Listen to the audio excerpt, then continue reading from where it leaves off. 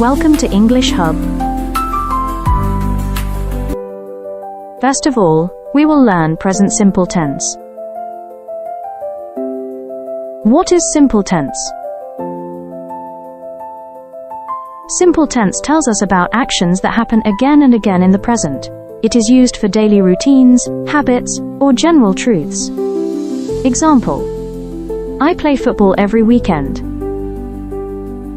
This means it is a regular action I do again and again. तो आज हम present simple tense को सीखेंगे। हम जानते हैं कि हर टेंस के 4 अहम अक़साम होते हैं, तो आज हम प्रेजेंट सिंपल टेंस को 4 तरीकों से इस्तेमाल करना सीखेंगे। हम प्रेजेंट सिंपल टेंस को इन 4 काइंड्स में एक्सप्लेन करेंगे।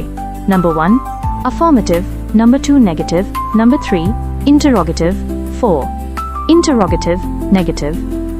सबसे पहले हम पढ़ेंगे मुस्बत जुमला, अफर्मेटिव सेंटेंस। जुमलों के आखिर में आने वाले अल्फाज प्रेजेंट सिंपल टेंस में ता हूँ, ती हूँ, ता है, ती है, ते हैं। मैं खेलता हूँ, मैं पढ़ती हूँ, वो खाता है, लड़कियां गाती हैं। फॉर्मूला: इन जुमलों में सबसे पहले सब्जेक्ट आता है, इसके बाद कोई भी बेस वर्ब लगाया जाता है, और अगर सब्जेक्ट ही, शी, इट हो तो वर्ब के साथ एस या एस का इजाफा किया जाता है। उसके बाद ऑब्जेक्ट आता है, यानी subject plus verb plus object की तरतीब होती है।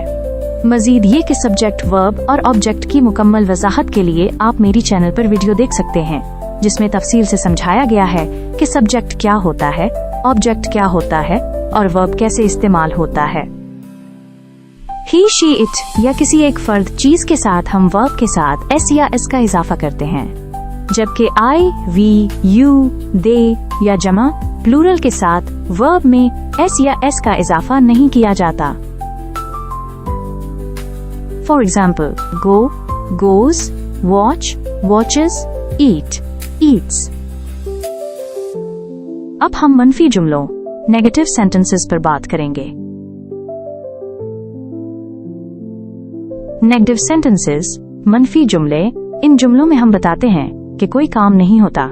Formula: subject plus verb, do does not plus object. मिसालें: मैं चाय नहीं पीता, I do not drink tea, वो काम नहीं करता, ही डज नॉट वर्क। हम स्कूल नहीं जाते, we do not go to school.